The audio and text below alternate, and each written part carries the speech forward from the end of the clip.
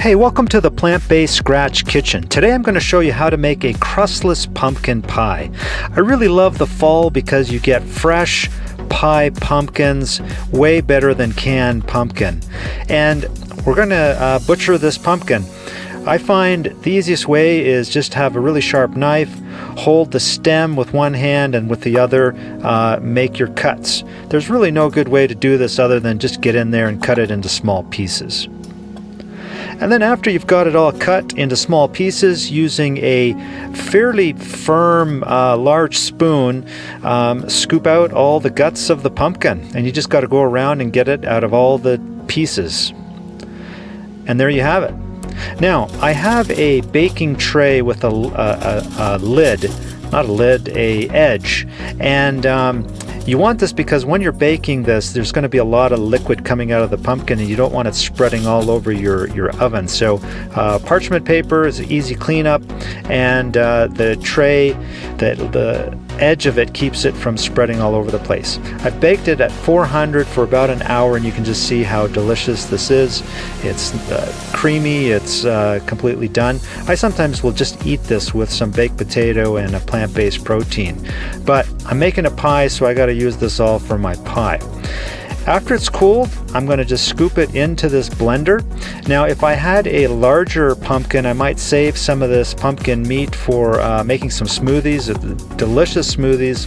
Blend it with some cinnamon, a little maple syrup, and some ice, and you've got a delicious smoothie. But anyways, I got the full pie ingredient list is in the description. There's some soy milk, maple syrup, cinnamon, pumpkin pie, spice, a touch of salt, and you're good to go. Then you're going to blend this.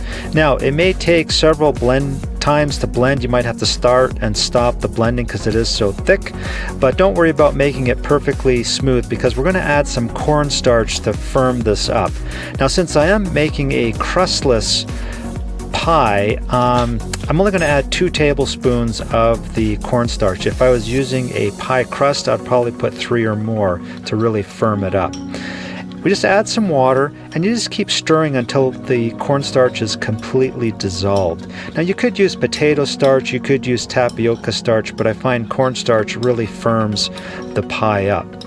And once you got it dissolved, just add it to the mixture that's in your blender, and you're going to blend it again for another 15-20 seconds till it's really nice and creamy.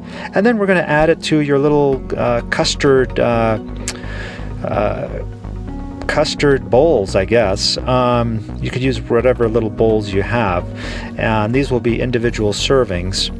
And don't fill it all the way to the top because it will rise a little and then it'll settle. And this is ready to go back into the oven.